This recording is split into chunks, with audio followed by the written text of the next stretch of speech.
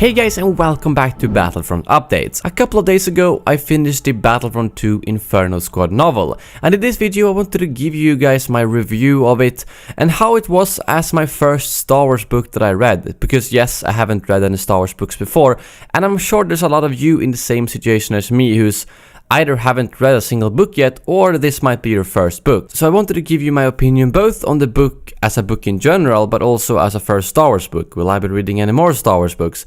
And so on. And I will keep this review fairly spoiler free. I will obviously talk about some details in the book, but nothing major like if a character dies or something like that. So don't worry about that. And if you guys want to read the book yourself or listen to it to be more specific, you can get it completely free through the link I have with Audible in the description below. That's how I listened to it, and it was great getting it completely free, no strings attached. So how was the book? Well, my first impression of the book when I read through the first chapters was that it gave you so much more details than a movie. As you might know, it starts off with Iden at the Yavin 4 and the destruction of the first Death Star, and getting into the heads of an Imperial and seeing what they actually think around those situations, and also what happened after the destruction of the first Death Star was really cool, because you got to know both how she felt about it, but also how the entire Empire felt about it. How it was kind of thrown into chaos and no one expected the first Death Star to be destroyed. The kind of things you don't really see in the movies, and the books do bridge those gaps quite well.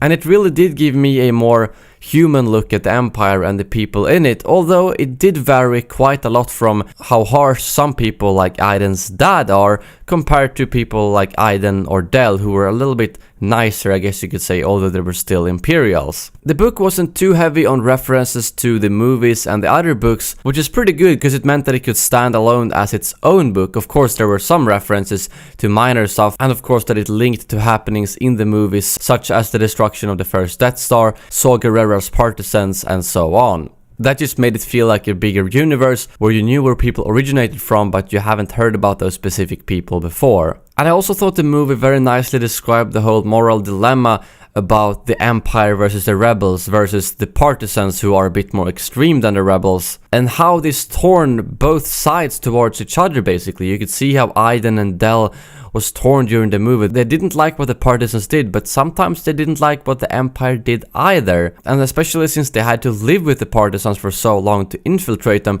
it wasn't just something where they go in, see a partisan, shoot him to death and then get out, but they actually had to get to know them, which I think so far has been kind of the point of the Empire. They just get a target, they have their anonymous helmets on, they get in there, shoot them and get out. Whereas these infiltration missions kind of showed one of the weaknesses of the Empire, that, well, they aren't very nice, so to say. But the partisans were pretty rough as well, considering they were practically terrorists who didn't care if innocents or children died whenever they carried out their attacks. And in terms of how the book linked to the Battlefront II campaign, I don't think the events in the book will be linked too much to the campaign, but it's more about the characters, seeing the personality of each character in the Inferno Squad and how they work together, what their feelings are towards each other, and so on.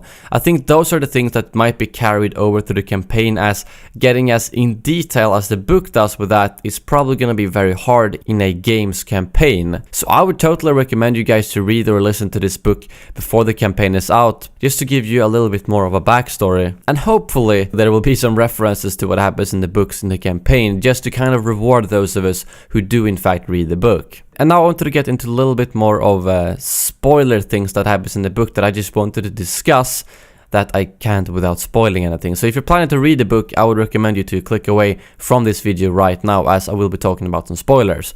So what I wanted to talk about again was the whole thing about how the Inferno Squad at some points might not agree with the Empire, and it kind of goes back and forth, because at the end, the absolute epilogue of the book, Del tells Iden that he saw that she came out of the cave where she was supposed to kill the Mentor with her blaster in stun mode. And she doesn't reply to this, but he basically just says, "I saw what you did."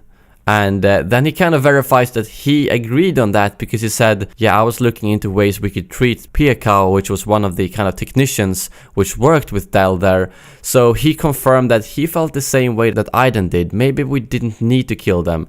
Maybe they didn't all deserve it. Whereas Hask, the kind of most imperial of them all, I guess you could say. He just killed them straight out without any mercy whatsoever. So that's something I'd imagine would carry on to the Battlefront 2 campaign, where Aiden and Del might be a little bit more nicer and maybe not agree on everything that the Empire forces them to do, whereas Hask seems to not care at all. He just follows order no matter if it means killing people that you've known for a couple of months and found out that they weren't as bad as you might have thought. But yeah, overall I thought it was a good book. The negative thing that I thought about it was the fact that it is 10 hours long, the audiobook, which is 5 times roughly as long as a movie, yet it contains less events or happenings than a movie does. And I think that's both the strength and the weakness of a Star Wars book, that you go into a lot more detail with some small specific stuff, something you can never get in a movie. But if you just want a lot of things to happen quickly, it's better to watch either the animated series or the movies. But if you've already watched all of those and want to fill out your Star Wars knowledge with more things,